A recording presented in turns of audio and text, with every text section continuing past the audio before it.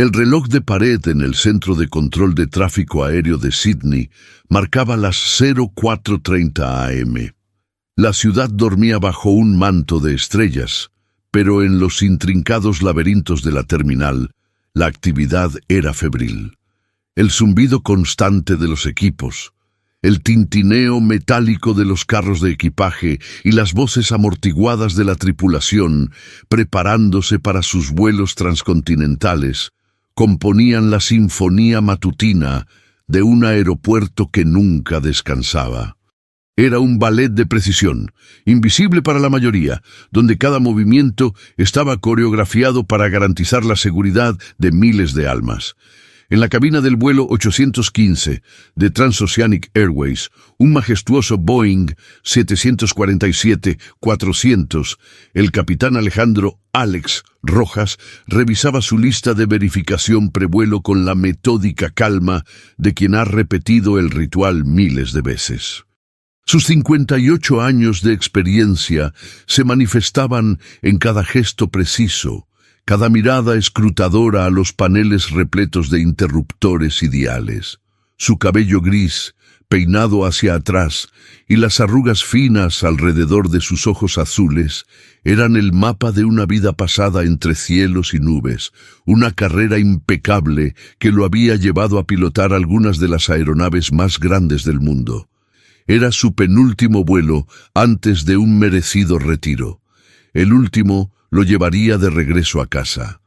Una sonrisa apenas perceptible cruzó sus labios al pensar en su esposa, Laura, y el jardín que planeaba cultivar, un remanso de paz lejos de la inmensidad del cielo.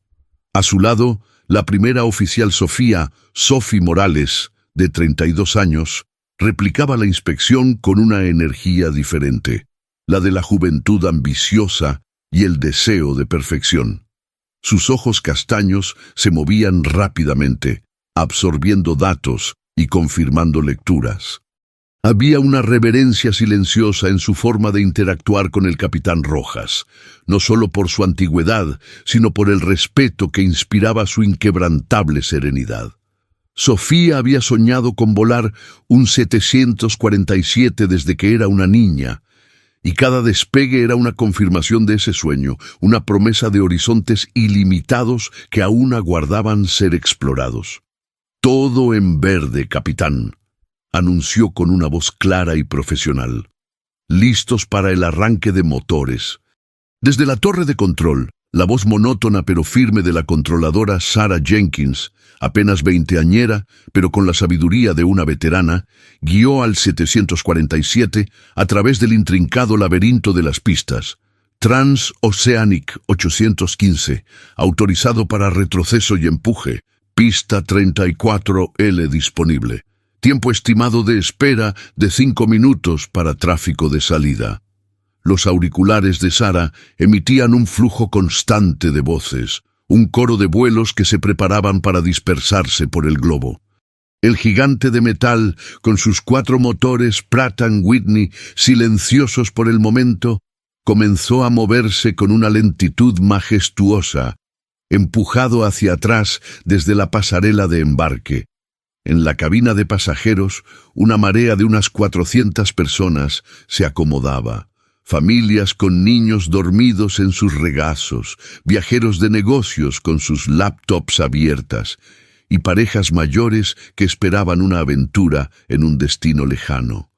Entre ellos, el señor Kaito Tanaka, un geólogo japonés de renombre mundial, repasaba en su tablet unos mapas topográficos de la región que sobrevolarían. Su viaje era de negocios, una conferencia sobre actividad volcánica en la cuenca del Pacífico. Una fina capa de sudor perlaba su frente, no por el calor de la cabina, sino por la aprensión que le generaban los datos recientes sobre un volcán específico en el trayecto, uno que, según los informes públicos, estaba dormido y no presentaba amenaza alguna. Su instinto le decía otra cosa, una contradicción que resonaba en la quietud de su mente. Ricardo Valera, El jefe de cabina, un hombre corpulento y afable, con una sonrisa perenne, se desplazaba por el pasillo central supervisando los últimos preparativos. Sus 30 años de servicio le habían enseñado que la calma de los pasajeros era un reflejo directo de la calma de la tripulación. Su mirada se cruzó con la de la joven azafata, Elena, que luchaba por cerrar un compartimento superior repleto de equipaje. Le ofreció una ayuda silenciosa, su mano firme terminando el trabajo con un chasquido satisfactorio. «Todo bajo control, Elena», susurró con un guiño, «como siempre». Los motores cobraron vida con un rugido que se elevó desde un susurro a un bramido potente, una vibración que se transmitió por toda la aeronave, un pulso de poder controlado que prometía el ascenso inminente. La primera oficial Morales realizó las verificaciones finales de los sistemas de combustible y las bombas hidráulicas, sus dedos bailando sobre los interruptores con la fluidez de un músico experto. El capitán Rojas, con la mano firme en los controles, esperó pacientemente su turno. La pista se extendía ante ellos, una cinta de asfalto iluminada que apuntaba hacia el vasto cielo oscuro, una invitación a la travesía. Transoceanic 815, viento 330 a 8 nudos. Autorizado para despegue por la pista 34L. Resonó la voz de Sara desde la torre, un eco en la cabina. Autorizado para despegue, Transoceanic 815, confirmó Alex, su voz tranquila y segura, una roca en medio de la creciente anticipación. Los 4 motores rugieron al unísono y el 747 comenzó su carrera por la pista, ganando velocidad con una fuerza incontenible. La presión empujó a los pasajeros contra sus asientos, los cuerpos anclados, mientras el mundo exterior se convertía en un borrón de luces. El capitán Rojas, con una precisión milimétrica, tiró de la palanca de mando, y el morro del avión se elevó grácilmente hacia el cielo, una proa navegando las corrientes invisibles. Las luces de la pista desaparecieron bajo ellos, reemplazadas por el mosaico brillante de Sydney que se encogía a medida que ascendían, un tapiz urbano que se alejaba. El 747 era ahora una silueta majestuosa contra el primer tinte pálido del amanecer, que empezaba a rasgar el horizonte oriental, prometiendo un nuevo día. En la cabina de pasajeros, las pantallas se encendieron, mostrando la ruta del vuelo. Una línea azul que serpenteaba a través de miles de kilómetros de océano Pacífico. El señor Tanaka, observando la ruta, trazó mentalmente el punto donde, según sus cálculos no oficiales, la trayectoria se acercaría peligrosamente a la zona de inestabilidad geológica que tanto le preocupaba. Sintió un escalofrío que no tenía nada que ver con la temperatura de la cabina. Era una sensación premonitoria, una sombra de inquietud que se negaba a disipar, un susurro de advertencia que pocos, si acaso alguno, hubieran podido interpretar. La tripulación de cabina comenzó a moverse por los pasillos ofreciendo bebidas y pequeñas comidas, restaurando la sensación de normalidad tras el emocionante despegue. La mayoría de los pasajeros se relajaban, algunos dormían, otros leían o veían películas. La vida en el aire, como tantas veces, había encontrado su ritmo. El capitán Rojas y la primera oficial Morales intercambiaban comentarios rutinarios sobre el rendimiento de la aeronave, los vientos en altura y la hora estimada de llegada. Todo estaba en orden. El 747, en su esencia, era una fortaleza volante, una maravilla de la ingeniería diseñada para conquistar distancias. Pero incluso las fortalezas más inexpugnables tienen sus puntos ciegos, sus vulnerabilidades inesperadas. Y en algún lugar, más allá del horizonte, una silenciosa fuerza telúrica, dormida por décadas, comenzaba a despertar, a murmurar un presagio que nadie a bordo del vuelo 815 había contemplado jamás. Los datos de la ruta habían sido claros, pero la naturaleza tiene una forma de reescribir sus propias reglas, y el destino de esas 400 almas estaba a punto de colisionar con una excepción geológica que desafiaría toda lógica y previsión. Sin embargo, el apacible ronroneo de los 4 motores Pratt & Whitney, fieles y potentes, seguía siendo la única música en el vasto silencio de la estratosfera, una melodía que pronto sería reemplazada por algo más. La monótona línea azul en las pantallas de cabina indicaba la ruta de vuelo, un serpentín predecible sobre la vasta inmensidad del Pacífico. El capitán Rojas ajustó ligeramente su asiento, el suave zumbido del sistema de aire acondicionado arrullándolo en la rutina. Llevaban casi 3 horas en el aire y el 747 devoraba millas náuticas con la facilidad de un depredador en su elemento. El sol de la mañana, ahora alto, teñía el horizonte de un blanco resplandeciente y las nubes formaban un lienzo esponjoso miles de metros por debajo. Sofía Morales, a su lado, monitoreaba las lecturas de los sistemas con la misma diligencia silenciosa, sus ojos moviéndose metódicamente de un dial a otro. Era una imagen de profesionalismo y calma, la encarnación de la seguridad aérea. Abajo, en la cabina de pasajeros, la vida se había asentado. El señor Tanaka, con sus gafas de lectura en la punta de la nariz, se había sumergido en un informe técnico, pero su mente, inquieta, seguía volviendo a esos mapas topográficos y las anomalías volcánicas. Ricardo Valera, el jefe de cabina, charlaba amistosamente con Elena mientras recogían los restos del servicio de desayuno. Un niño pequeño, fascinado por la miniatura de avión que su padre le había comprado en el Duty Free, hacía ruidos de motor con la boca, ajeno a la poderosa maquinaria que lo transportaba. Todo era una imagen de placidez, un momento suspendido en el tiempo entre 2 continentes. De repente, una ligera pero perceptible vibración recorrió la aeronave. No era la turbulencia habitual, era más una resonancia profunda, casi orgánica, que se sentía en los huesos. Los ojos del capitán Rojas se entrecerraron. Su experiencia le decía que aquel temblor no era normal. «Sophie, ¿sientes eso?» Su voz era baja, apenas un murmullo, pero impregnada de una alerta latente. Sofía ya estaba en ello. Sus dedos volaron sobre el panel, escudriñando los datos de los motores. Lecturas de vibración, anómalas en el motor número 3, capitán. Un ligero pico en la eje T. Nada crítico aún, pero está fuera de rango. Había una tensión contenida en su voz. El 747 era una bestia robusta, diseñada para soportar mucho, pero cualquier desviación del parámetro normal era una bandera roja. En la cabina, la suave vibración se intensificó. Una taza de café desatendida en una bandeja de un pasajero en primera clase tintineó. Algunos levantaron la vista de sus pantallas o libros, una ceja arqueada, pero nadie manifestó alarma. Era solo una pequeña incomodidad en un vuelo largo.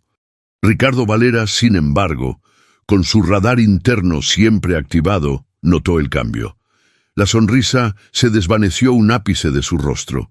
Sus ojos se movieron hacia la ventana, buscando alguna señal. «Verifica el reporte meteorológico actualizado, Sophie, y un vistazo al radar aéreo para la zona de adelante, por favor», ordenó Alex, su voz ahora más firme, cortando el aire de la cabina. A pesar de los miles de kilómetros de océano, su instinto de veterano le susurraba una advertencia, una premonición silenciosa que resonaba con la inquietud de Tanaka. Sofía trabajó rápidamente, sus dedos deslizándose por los teclados. «Capitán, el radar no muestra actividad meteorológica significativa. El viento es constante, 320 a 45 nudos a nuestra altitud. Pero hay algo raro. Una concentración de partículas no identificadas, de baja densidad, a unas 50 millas náuticas adelante. No es lluvia, no es hielo». La última frase salió con una nota de interrogación. Justo cuando Sofía terminaba de hablar, la vibración se intensificó abruptamente. El sonido del motor número 3 cambió, de un rugido suave a un gruñido áspero, casi como si estuviera tosiendo. En el panel, la lectura de la EGT de ese motor saltó a la zona roja, seguida de una alarma sonora grave y corta que perforó el silencio de la cabina de mando. Un destello ámbar parpadeó. Engine 3. Overheat. Motor 3 en sobrecalentamiento, capitán. Parámetros fuera de control. La voz de Sofía era aguda ahora, el profesionalismo luchando contra la creciente urgencia. Alex reaccionó al instante. Checklist de apagado de motor 3, Sophie. Ponte en contacto con Sydney ATC. Informa de emergencia. Solicita vector para desvío. Sus manos se movieron con una rapidez asombrosa, sus dedos pulsando interruptores con precisión quirúrgica, aislando el motor problemático. La vibración cesó un poco, pero ahora el sonido del avión era asimétrico, un bramido de 3 motores contra el silencio del cuarto. En la cabina de pasajeros, el repentino cambio en el sonido del avión fue inconfundible. El zumbido constante se había roto. La vibración áspera dio paso a una extraña quietud, interrumpida solo por el rugido persistente de los motores restantes. El señor Tanaka, levantando la vista de su tablet, miró por la ventana. Lo que vio lo heló hasta la médula. A lo lejos, en la dirección de vuelo, el cielo no era el azul pálido que había sido. Una masa oscura, como una nube de tormenta colosal, pero de una densidad antinatural, comenzaba a crecer, tragándose el horizonte. No era una nube de agua, era una nube de ceniza. Señores pasajeros, les habla el capitán. Hemos experimentado una anomalía técnica en el motor número 3. Estamos siguiendo los procedimientos estándar. Les rogamos permanezcan en sus asientos con los cinturones abrochados. La tripulación de cabina les mantendrá informados. La voz de Alex, aunque tranquila, no pudo enmascarar la tensión subyacente que se había infiltrado en cada sílaba. Un murmullo de preocupación se extendió por la cabina. Las cabezas se giraban, los ojos buscaban respuestas en la tripulación.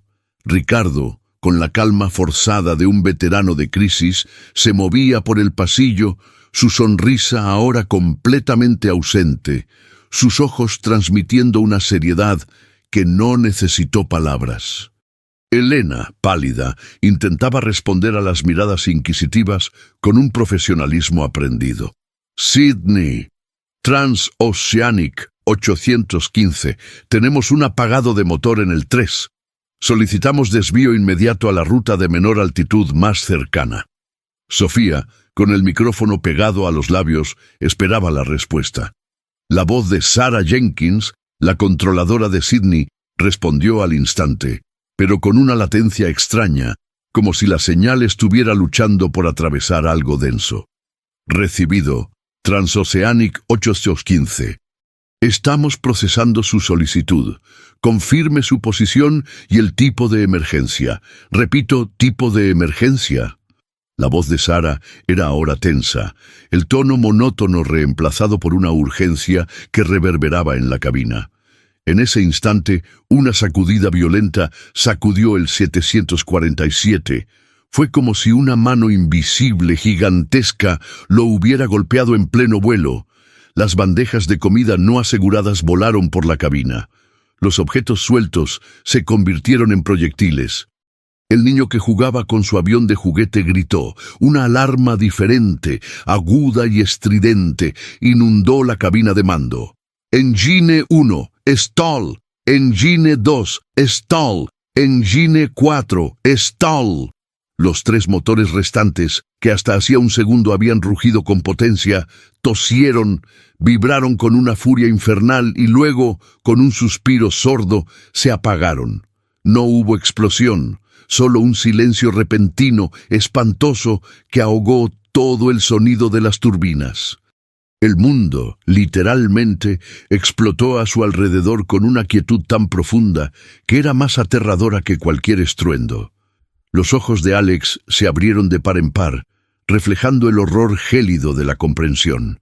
El 747, un gigante de metal de 400.000 kilogramos, se había convertido en un planeador y comenzaba a caer en picada. El rugido de los vientos, hasta entonces contenido, inundó ahora la cabina, un silbido ululante que anunciaba el descenso imparable. En la cabina de pasajeros, las luces parpadearon y se atenuaron, sumiendo el interior en una penumbra irreal. El aire se volvió irrespirable de repente, denso con un polvo fino y acre que se colaba por las ventilaciones. Las máscaras de oxígeno cayeron de sus compartimentos superiores, oscilando como péndulos frenéticos, una señal inequívoca de la descompresión. La gente gritaba, un coro de pánico que se elevaba por encima del silbido del viento.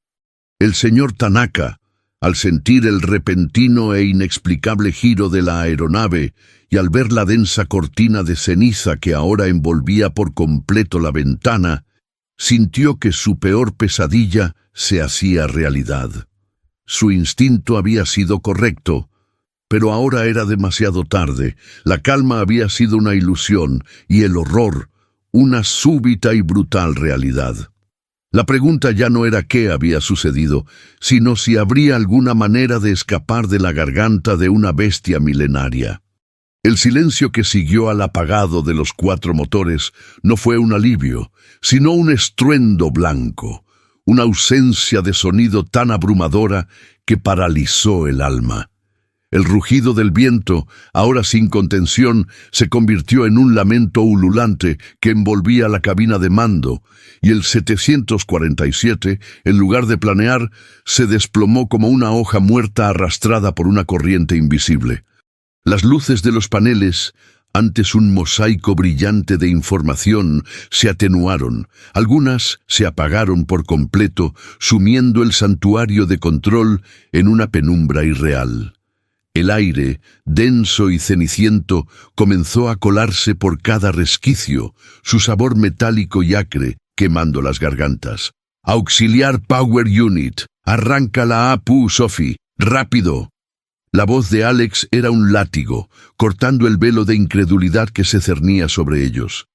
Sus manos, a pesar del temblor interno, se movían con una memoria muscular forjada en décadas de emergencias, intentando el reinicio manual de los motores, aunque sabía que era una futilidad. La ingestión masiva de ceniza volcánica podía transformar incluso el motor más robusto en un peso muerto. Los procedimientos que una vez fueron un salvavidas ahora parecían un ritual vacío, un eco de una normalidad que había desaparecido para siempre. Sofía, con el rostro cubierto por una máscara de oxígeno, sus ojos castaños, dilatados por el terror, tecleó frenéticamente. «Falla de la APU, capitán. No hay ignición. La ceniza la ha obstruido». Su voz era ahogada, el pánico palpable.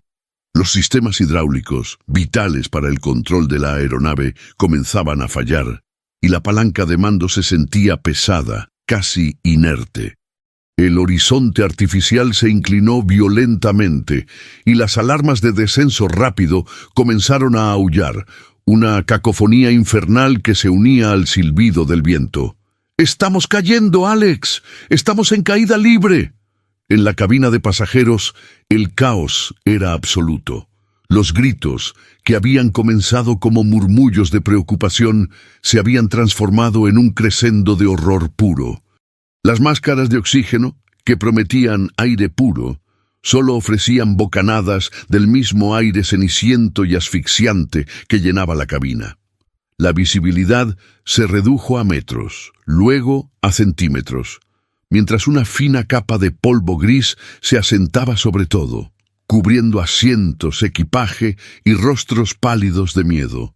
Los niños lloraban, pegados a sus padres, quienes intentaban en vano ofrecer consuelo. El olor a azufre y a quemado era nauseabundo. Ricardo Valera, con su corpulencia convertida en un ancla de determinación, luchaba por abrirse paso por el pasillo. La aeronave se sacudía de un lado a otro. golpeándolo contra los compartimentos superiores y los asientos. «Mantengan la calma, permanezcan en sus asientos, abróchense los cinturones de seguridad». Su voz era ronca, apenas audible sobre el pandemonio, pero su sola presencia era un atisbo de orden en medio del colapso. Vio a Helena, aferrada a una butaca, su rostro empapado en lágrimas, pero aún así extendiendo una mano temblorosa hacia una anciana que luchaba por colocarse la máscara. El instinto de servicio se imponía incluso al terror. El señor Tanaka, con su tablet ahora rota en el suelo, se había levantado de su asiento, aferrándose al respaldo delantero con una fuerza primigenia. Miró por la ventana, aunque ahora solo veía una cortina de oscuridad granulada, un muro impenetrable de ceniza que se extendía hasta donde el ojo podía ver. Sabía que no era una tormenta común, era la erupción. La premonición se había materializado en la forma más catastrófica imaginable. La geología, su pasión y su campo de estudio se había vuelto su verdugo. Su mente científica, en un último esfuerzo por comprender, repasaba datos: la altura de la columna eruptiva, la densidad de la ceniza, la velocidad de caída de una aeronave sin potencia. Los números eran devastadores. En el control de tráfico aéreo de Sydney, el monitor de Sarah Jenkins se había convertido en una pantalla fantasma. El transpondedor del Transoceanic 815 parpadeó una última vez, mostrando una altitud de 25.000 pies antes de desaparecer por completo. La voz de Sofía, cortada por la estática y el pánico, había sido lo último que escuchó. «¡Apagado de motor! ¡Emergencia!». La línea se había silenciado. «Transoceanic 815. Aquí, Sydney ATC. ¿Me escucha? Repita, Transoceanic 815. Sus gritos se estrellaban contra un muro de silencio. El supervisor de turno, un hombre curtido en 1000 incidentes, se acercó a su puesto, su rostro de piedra revelando el terror que sentía por dentro. Las llamadas de emergencia se dispararon, pero no había respuestas, solo un vacío aterrador donde debería haber estado el gigante. El capitán Rojas luchaba por controlar la aeronave. Con la APU inoperativa, la turbina de aire de impacto, Ram Air Turbine, RAT, debería haber desplegado automáticamente para proporcionar energía hidráulica esencial. Pero la ceniza, como un veneno sutil, había invadido cada sistema. La aeronave giraba sobre su eje, perdiendo no solo altitud, sino también estabilidad. La lectura del altímetro caía a una velocidad alarmante: 20.000 pies, 18.000, 15.000. El control de vuelo era mínimo. Se sentía como intentar dirigir una roca. «No responde el timón de dirección, Alex. Los alerones están lentos», Sofía gritó, sus manos aferradas a los controles. La respiración se les dificultaba, no solo por la ceniza, sino por el miedo, un frío helado que se anidaba en cada fibra de su ser. «Intentemos reiniciar manualmente, uno por uno, con la mínima potencia. Podríamos tener una ventana». Alex lo sabía.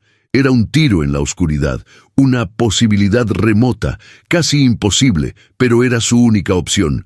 Necesitaban potencia, cualquier tipo de potencia, para recuperar el control. La imagen de Laura, su jardín, el retiro que se desvanecía en la distancia, le dio una chispa de desesperada determinación. No terminaría así, no podía. Mientras Alex y Sofía se sumergían en la lucha desesperada contra la ingeniería y la naturaleza, el 747, ahora un fantasma de metal y acero, continuaba su vertiginosa caída. Las nubes de ceniza no eran un velo protector, sino un sudario que los envolvía, una espesa y abrasiva mortaja que raspaba la pintura del avión, obstruía los conductos y reducía la visibilidad a cero.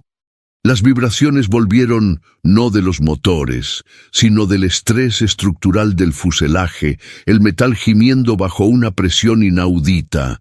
Era la danza macabra de una aeronave herida, un gigante que se desangraba en el aire, inexorablemente atraído hacia el corazón palpitante de su propio verdugo. El avión se inclinó bruscamente. El descenso se volvió aún más pronunciado, y las caras de los pasajeros se contrajeron en un grito silencioso. El señor Tanaka, al sentir el vertiginoso giro, comprendió con una claridad desgarradora que el punto de no retorno se acercaba. Su mirada, a través del tenue y ceniciento resplandor de una ventana empañada, se fijó en algo indescriptiblemente aterrador, una masa de un rojo furioso, palpitante, que se abría paso a través de la oscuridad de la ceniza, una luz infernal que crecía a cada segundo. El cielo se había convertido en un infierno, y el 747, con 400 almas a bordo, estaba volando directamente hacia él. ¿Podría haber alguna maniobra, algún milagro, que los sacara de las fauces ardientes de la tierra, o estaban condenados a un final que nadie pudo prever? El alarido de las alarmas de descenso rápido se mezclaba con el ulular del viento, que se había transformado en un rugido constante, una nota sostenida de desastre. Los paneles de la cabina, antes brillantes con una constelación de luces de estado, parpadeaban como velas moribundas, y la mayoría se había sumido en la oscuridad, dejando a Alex y Sofía en un limbo de controles inertes y lecturas fantasma. La ceniza, una niebla abrasiva y asfixiante, se colaba por cada junta, envolviendo los instrumentos en un sudario gris que se pegaba a la piel y quemaba los pulmones. «Presión hidráulica cayendo en picada, Alex.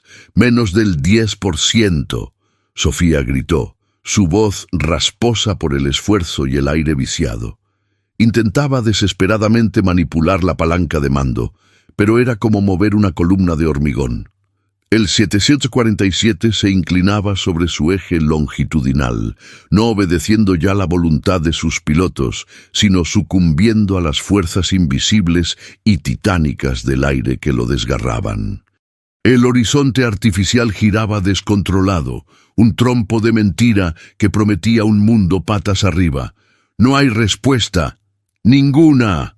Alex, con el rostro contraído por la concentración y la desesperación, seguía luchando con los controles.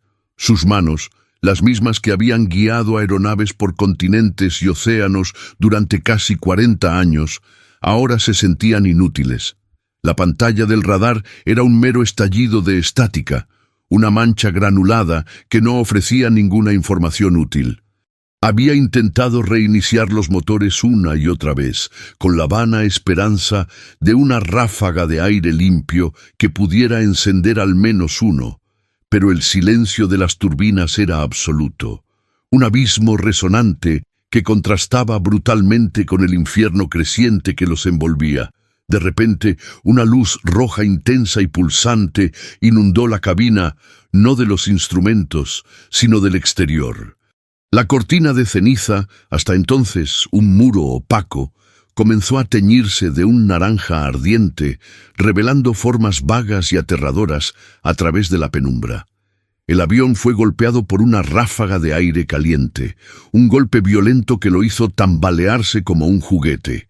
El olor a azufre se hizo insoportable, acre y denso, llenando cada rincón de la aeronave. Era un olor primordial, el aliento de la tierra liberado con furia ancestral. «Lo veo, Alex. Dios mío, lo veo». Sofía jadeó, sus ojos fijos en la ventana. La masa roja furiosa que el señor Tanaka había atisbado ahora era una realidad palpable, una visión de pesadilla que se abría ante ellos con una velocidad aterradora. El 747 no estaba cayendo cerca del volcán, estaba siendo aspirado hacia su cráter, directamente hacia la garganta de una chimenea volcánica activa. Las nubes de ceniza no eran solo ceniza. Eran gases sobrecalentados, partículas de roca y cristales que actuaban como papel de lija, erosionando la pintura del fuselaje, golpeando los ventanales con la fuerza de pequeñas balas.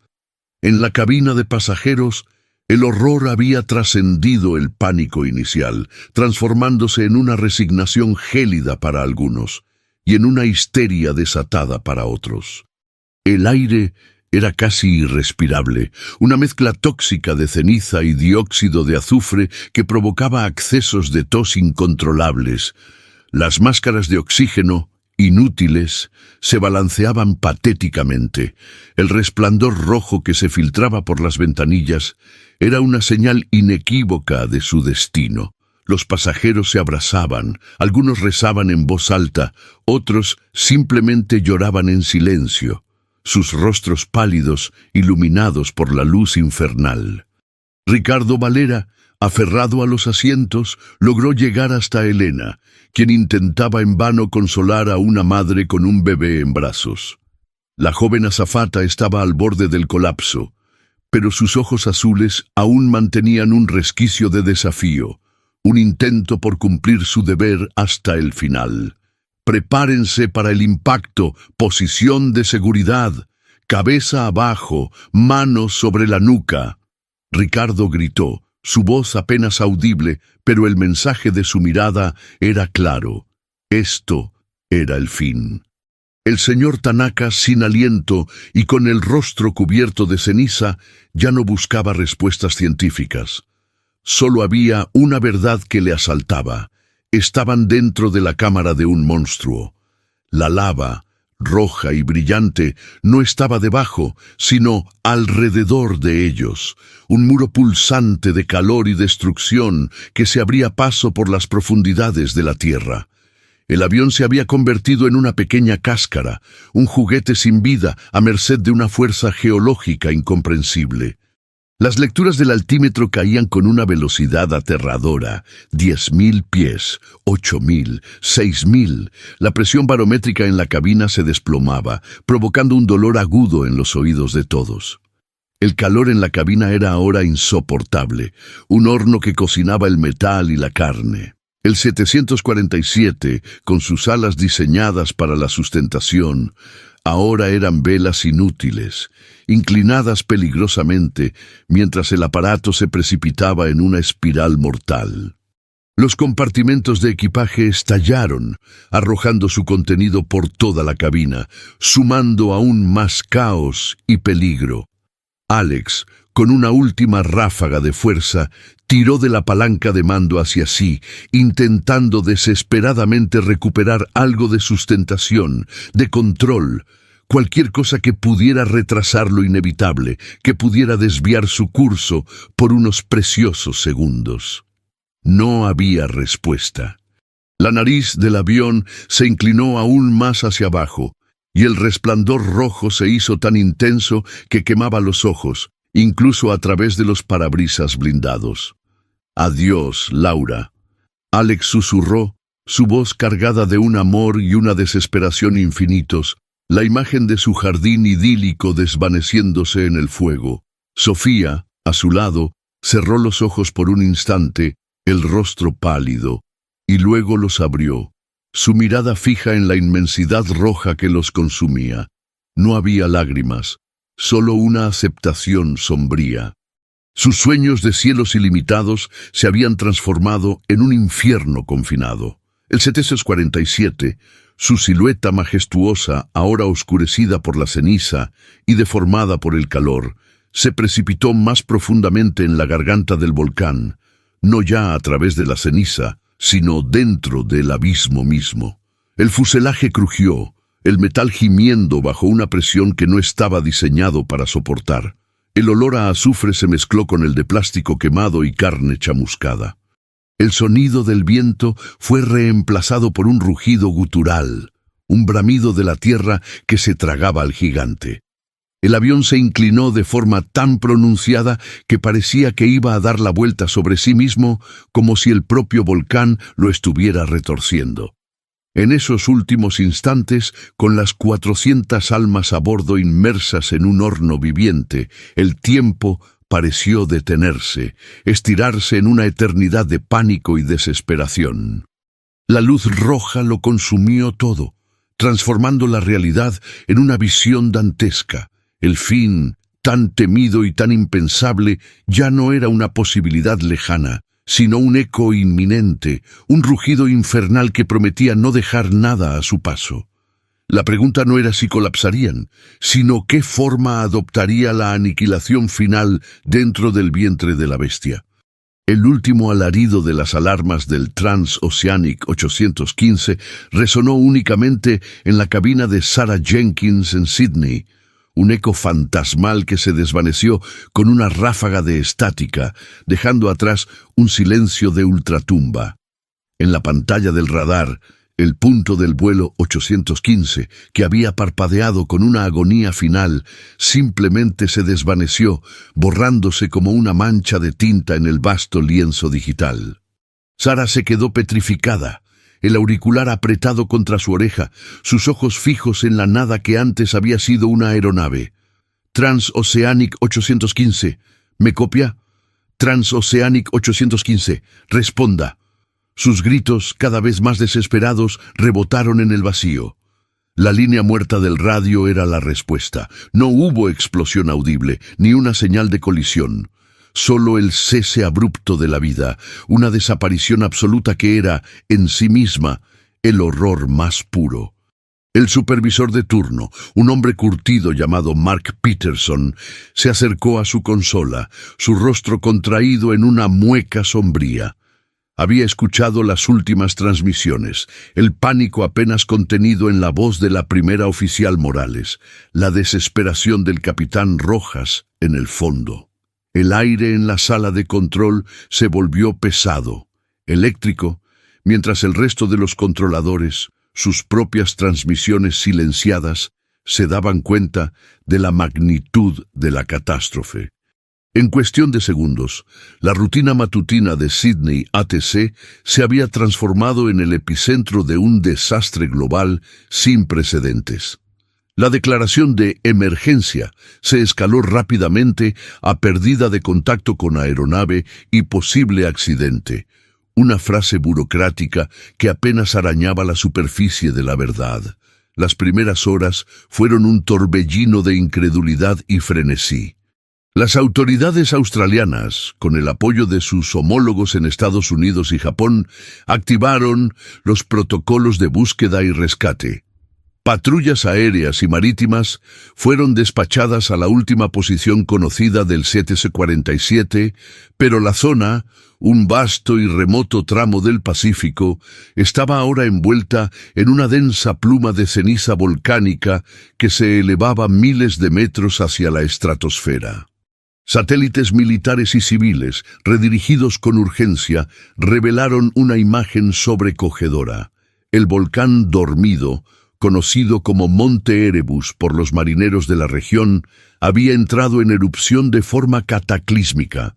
Una columna eruptiva masiva, compuesta por gases, ceniza y rocas incandescentes, cubría un radio de cientos de kilómetros, convirtiendo el cielo en un infierno. La esperanza de encontrar supervivientes se desvaneció tan rápidamente como la señal del avión. No había rastros de escombros en la superficie del océano, ni balsas de salvamento. Era como si el gigante de metal y sus 400 almas hubieran sido borrados de la existencia.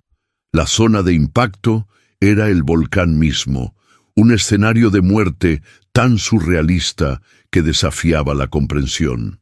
¿Cómo pudo un Boeing 747, la cúspide de la ingeniería aeronáutica, desaparecer dentro de un volcán? La pregunta, cruda y brutal, fue el catalizador para una de las investigaciones más complejas y sin precedentes en la historia de la aviación. La Oficina Australiana de Seguridad del Transporte, ATSB, en colaboración con la Junta Nacional de Seguridad del Transporte de EE-UU, NTSB, y la Junta de Seguridad del Transporte de Japón, JTSB, formó un equipo de élite.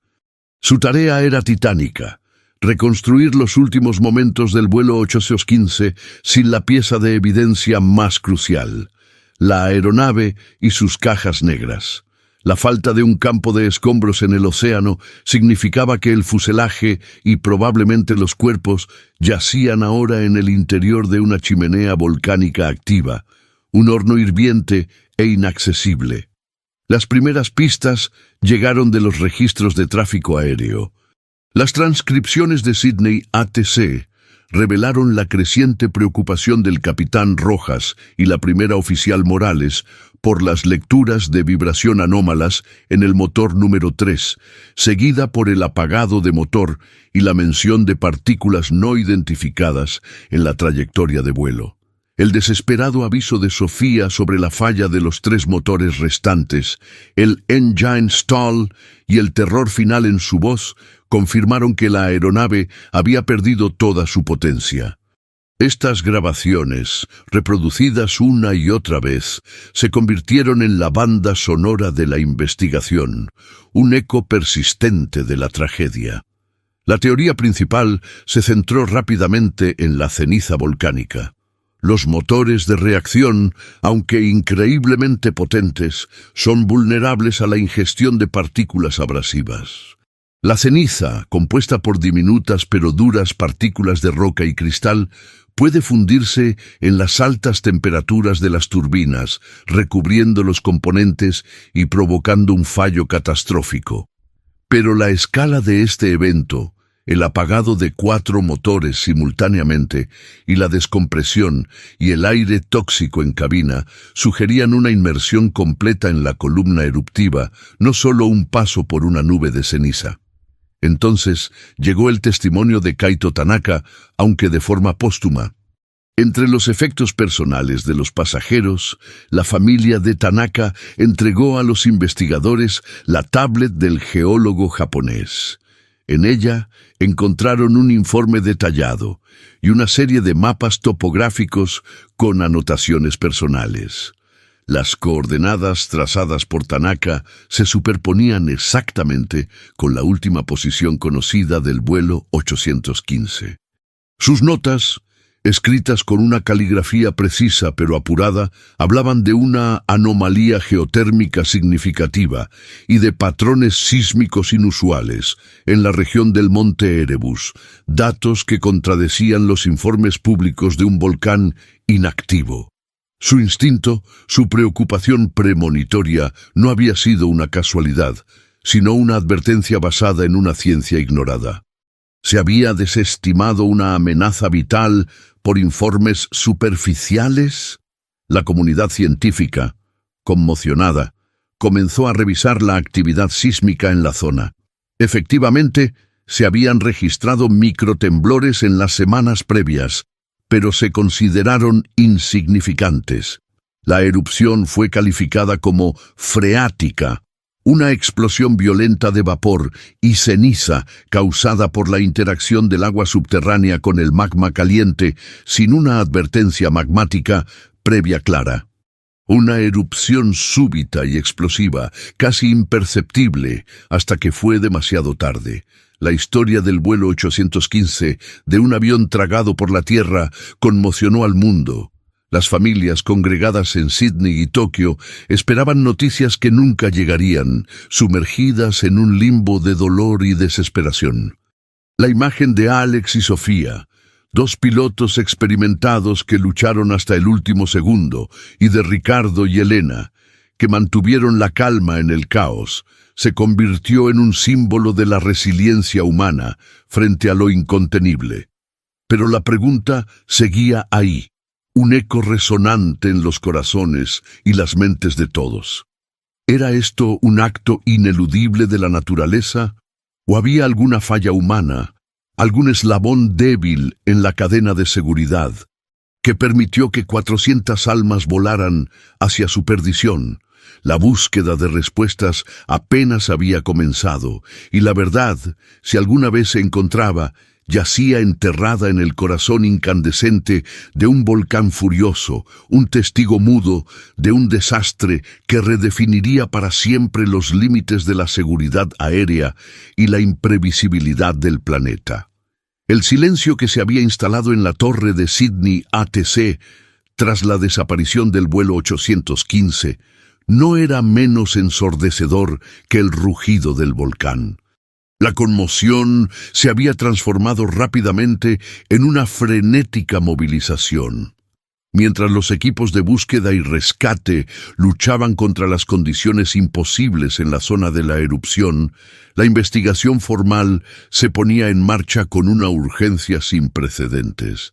La magnitud del desastre, un avión de pasajeros devorado por la tierra, exigía una respuesta tan inmediata como implacable.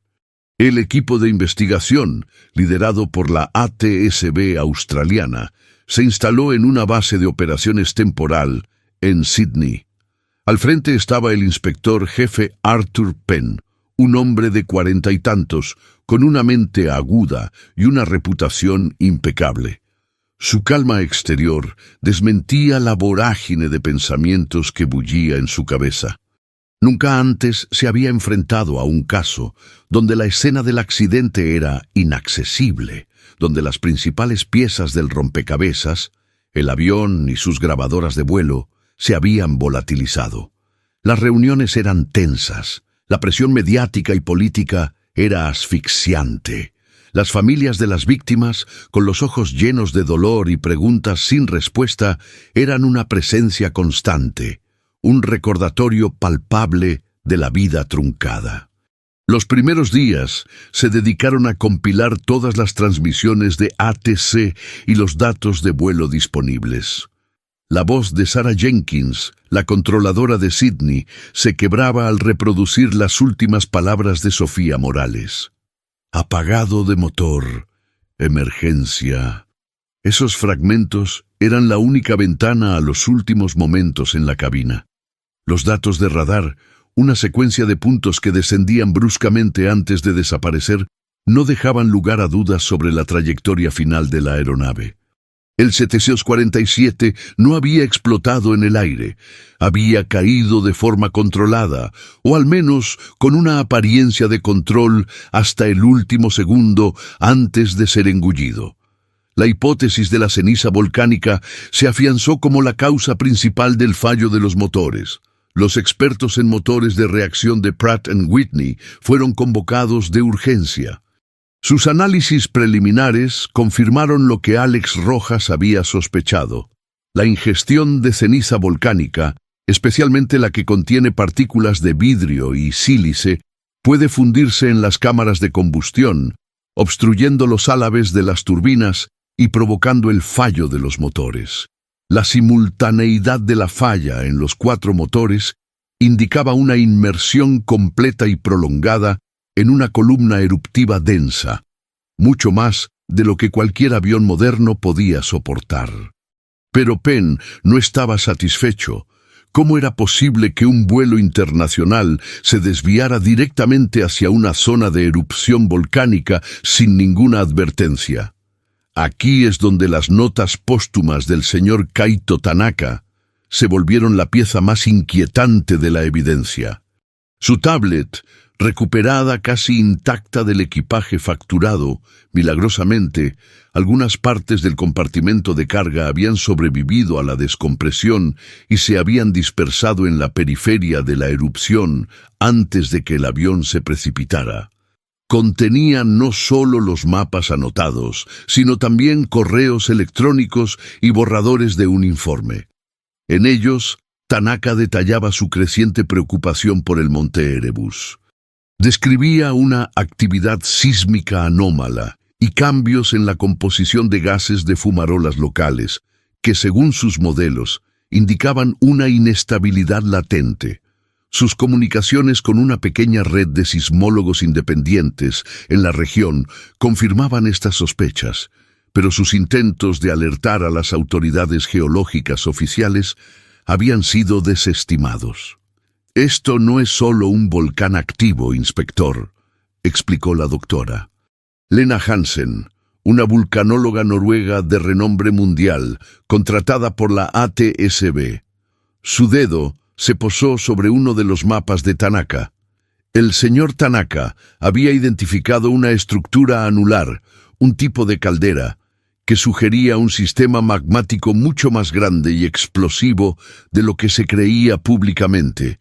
Este volcán, el Monte Erebus, se consideraba inactivo o al menos de muy bajo riesgo, pero Tanaka creía que estaba gestando una erupción freática a gran escala. La erupción freática, como Hansen explicó, era la pesadilla de la aviación. No siempre producía los precursores sísmicos típicos de una erupción magmática. En cambio, podía ser desencadenada por el repentino calentamiento de aguas subterráneas que se convierten en vapor explosivo al entrar en contacto con el magma. La advertencia es mínima, a veces inexistente, hasta que el suelo, literalmente, estalla. Y eso era lo que se sospechaba que había ocurrido. La implicación era escalofriante. El vuelo 815 había volado directamente hacia una trampa geológica que pocos conocían y que la información oficial había subestimado o desestimado. Penn convocó a representantes de las agencias meteorológicas y geológicas de la región. La tensión en la sala era palpable. Los geólogos locales defendían sus informes, argumentando que los datos de Tanaka eran especulativos y que no había evidencia suficiente para declarar una alerta de alto riesgo. Pero los datos existían, replicó Penn, su voz baja pero cargada de autoridad, y fueron ignorados. El señor Tanaka intentó advertir, su vuelo pasó directamente sobre un volcán inactivo, que en realidad era una bomba de tiempo. La discusión se prolongó durante horas, con cada parte defendiendo su postura. Los meteorólogos afirmaban que sus modelos no detectaron nubes de ceniza activas ni anomalías atmosféricas que pudieran justificar un cambio de ruta. Los controladores aéreos se basaban en la información proporcionada. La cadena de responsabilidad se volvía compleja, difusa.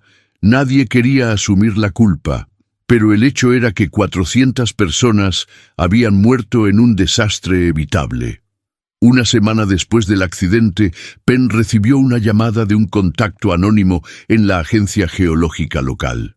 La voz al otro lado de la línea era nerviosa, evasiva, pero con una urgencia que Penn no podía ignorar. Habló de un informe suprimido de 20 años de antigüedad, de un estudio inicial sobre el Monte Erebus que había sido clasificado como sensible para la economía regional debido a su potencial impacto en las rutas aéreas y marítimas. Se rumoreaba que este informe contenía proyecciones de una posible erupción freática a gran escala, con una ventana de actividad que, alarmantemente, coincidía con el período actual. Penn sintió un escalofrío. Si esto era cierto, no se trataba de un error de juicio, sino de algo mucho más siniestro. La búsqueda de la verdad acababa de dar un giro oscuro, y la promesa de un simple desastre natural se desdibujaba ante la sombra de un secreto guardado durante décadas. ¿Sería posible que el vuelo 815 no fuera una víctima de la naturaleza impredecible, sino de una verdad que alguien había silenciado por conveniencia? El susurro tembloroso al otro lado de la línea se había colado en la mente de Arthur Penn como un veneno sutil pero potente. Había prometido discreción, y su experiencia le decía que las promesas anónimas en el laberinto de la burocracia eran frágiles como el cristal. Sin embargo, la urgencia en esa voz, el nerviosismo que se percibía a través de la estática de la llamada, le gritaba que la pista era real, que el informe suprimido de hacía 2 décadas no era una fantasía. Se trataba de una mancha, un secreto que ahora, con 400 vidas perdidas, amenazaba con reventar. Penn no perdió el tiempo. Con la discreción que el caso exigía, activó a su red de contactos más leales dentro del aparato gubernamental y científico. Su primera línea de ataque fue el archivo central de la Agencia Geológica Regional, un bastión de papel y memoria institucional. Los primeros intentos fueron recibidos con la cortesía helada de los burócratas entrenados para proteger, no para revelar. «Esos documentos ya no existen, inspector», le dijo un archivista con una sonrisa forzada. «Probablemente se desclasificaron y se destruyeron según el protocolo». Pero Penn conocía el juego. Los documentos no desaparecen sin dejar rastro, no cuando hay verdades inconvenientes. La presión pública, avivada por la magnitud del desastre, jugaba a su favor. Los medios, ávidos de respuestas, no dejaban de presionar a las autoridades. Las familias de las víctimas, organizadas y ahora con una voz poderosa, exigían una investigación completa y transparente. Penn utilizó este fervor para justificar una revisión exhaustiva de los registros, una palabra que abría más puertas de las que cerraba. Involucró a la doctora Lena Hansen, la vulcanóloga noruega, quien con su reputación internacional pudo acceder a bases de datos científicas y académicas con mayor facilidad, eludiendo la burocracia oficial. Fue Hansen quien encontró la primera miga de pan. En los archivos de una universidad local, en la tesis doctoral de un estudiante que había colaborado en el estudio original del monte Erebus, se hacía una referencia breve, casi incidental, a un informe confidencial que identificaba un riesgo significativo de erupciones freáticas a medio plazo. El título del informe no estaba, pero el año y el contexto coincidían. Era el hilo que necesitaban. Penn y Hansen trabajaron sin descanso, rastreando cada conexión, cada nombre, cada referencia, por mínima que fuera. Finalmente, una pista les llevó a un exempleado de la agencia geológica, ahora jubilado y con la conciencia pesada. Un hombre llamado David Miller, que había estado presente durante la redacción del informe original. Miller vivía en una pequeña cabaña en la costa, alejado del mundo, llevando el peso de un secreto que lo había carcomido durante 20 años. La entrevista con Miller fue tensa, cargada de una emotividad reprimida. Al principio se mostró reticente, temeroso de las repercusiones, pero la insistencia de Penn y la mención de las 400 vidas perdidas por fin abrieron la compuerta. Con la voz temblorosa, Miller confesó haber sido uno de los científicos que redactó el Informe Erebus, un estudio exhaustivo que detallaba la naturaleza volátil del volcán, identificando claramente una alta probabilidad de erupciones freáticas explosivas, incluso sin precursores magmáticos evidentes. Lo más inquietante, el informe había predicho una ventana de actividad aumentada para las décadas siguientes, que incluía el período actual. Era un riesgo que no podíamos ignorar, murmuró Miller, sus ojos vidriosos por las lágrimas que finalmente se derramaban. Se lo presentamos al gobierno, a las aerolíneas, a las autoridades portuarias. Recomendamos cambios en las rutas aéreas, monitoreo constante, zonas de exclusión. Pero la respuesta había sido brutalmente pragmática. El monte Erebus no generaba titulares, no atraía turistas, no contenía recursos valiosos. Era un volcán en el camino de una de las rutas aéreas más transitadas del Pacífico, una ruta vital para la economía de la región.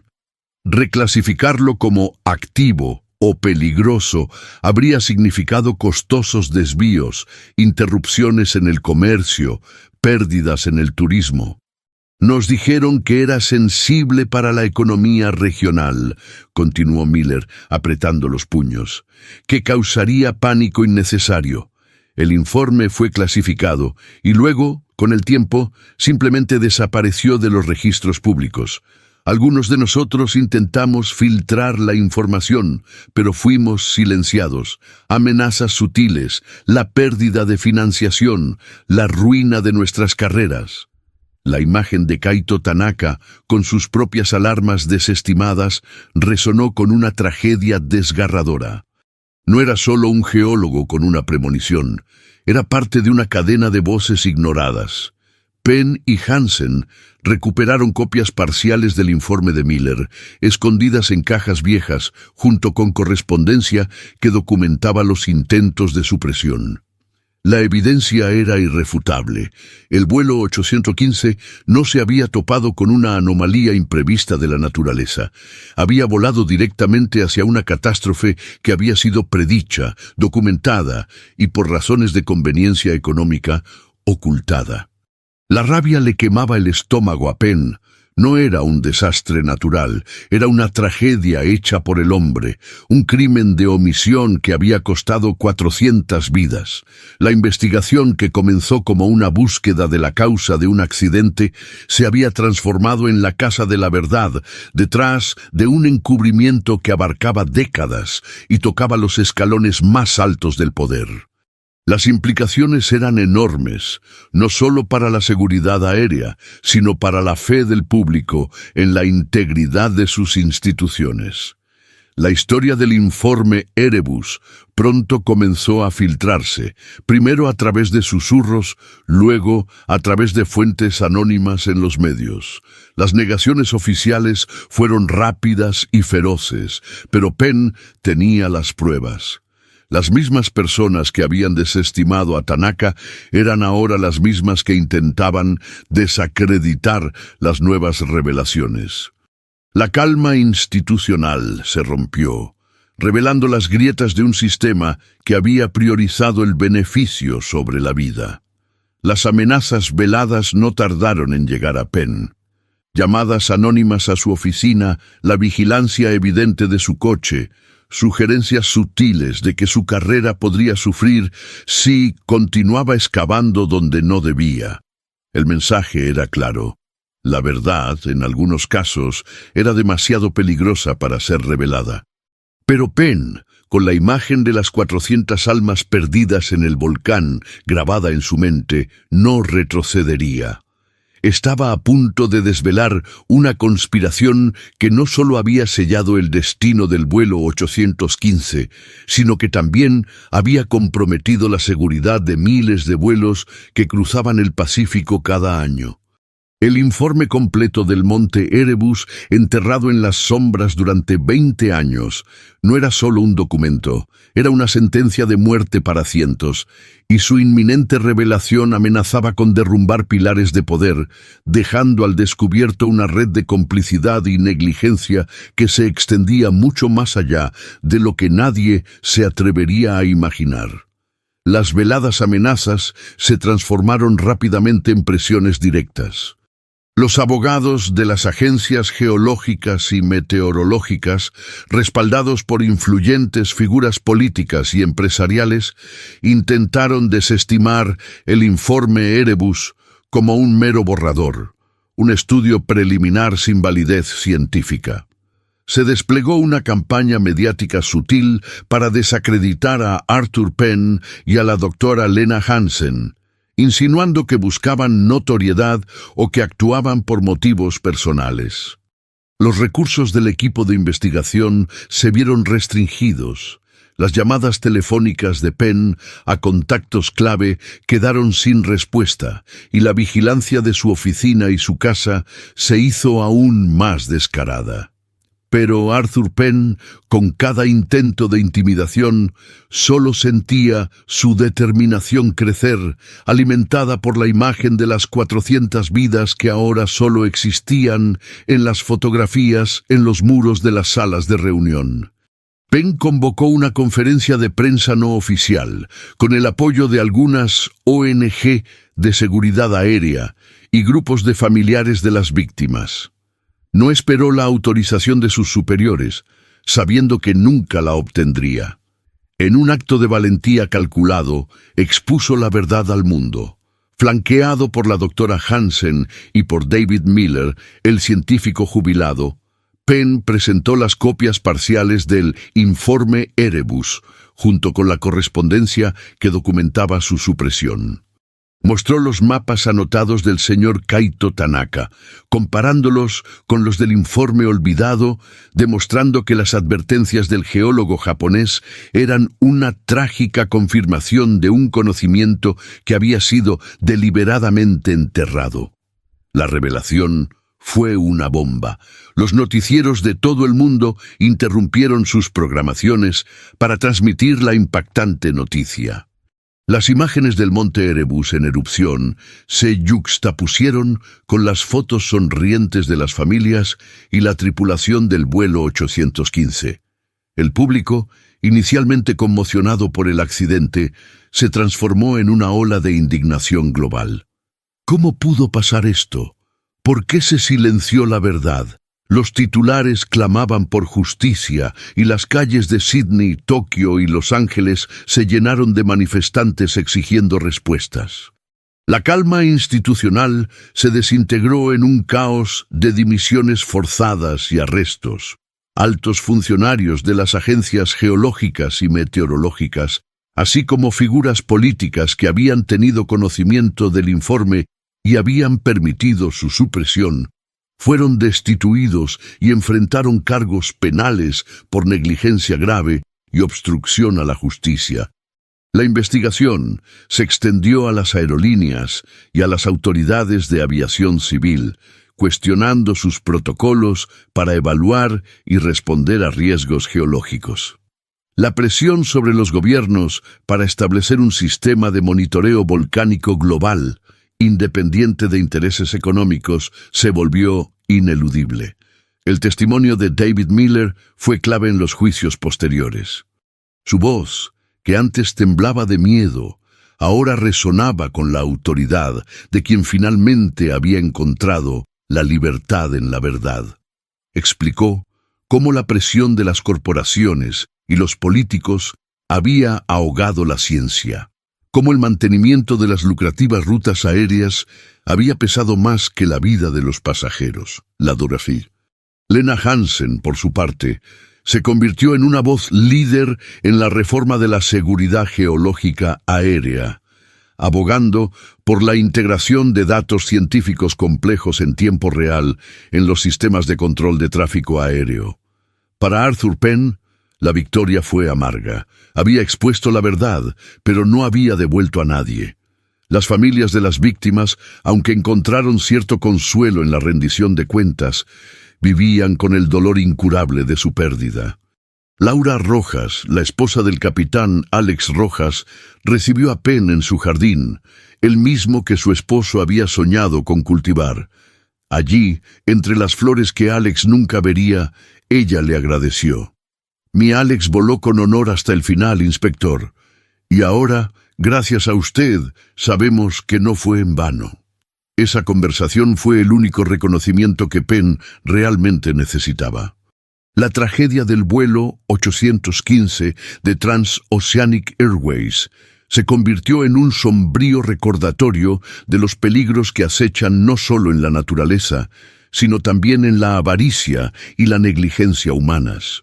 La industria de la aviación implementó cambios drásticos, con monitoreos volcánicos en tiempo real, rutas de desvío obligatorias cerca de zonas de riesgo potencial y un compromiso renovado con la transparencia. Los sistemas automatizados ahora cruzaban datos geológicos con planes de vuelo, y las tripulaciones de cabina recibieron formación específica sobre cómo responder a encuentros con ceniza volcánica. La voz de Kaito Tanaka, aunque silenciada en el volcán, resonó a través de sus informes, salvando incontables vidas en vuelos futuros. El monte Erebus, por su parte, continuó su actividad, ahora bajo la vigilancia constante de una red global de sismógrafos y satélites, su pluma de ceniza visible como una cicatriz permanente en el horizonte. Se convirtió en un monumento natural a los perdidos, un recordatorio perpetuo de un día en que el cielo se tragó a un gigante, no por la caprichosa ira de un volcán, sino por la silenciosa conspiración de aquellos que habían olvidado que la verdad, como el magma, siempre encuentra una forma de emerger, por más que intenten contenerla. La historia del 747, que voló dentro de un volcán, se grabó en la memoria colectiva, un capítulo oscuro pero crucial que redefinió los límites de la seguridad aérea. No fue solo un accidente, sino una trágica lección sobre la importancia de escuchar las voces de la ciencia y de priorizar la vida humana por encima de cualquier otra consideración, dejando una pregunta inquietante en el aire.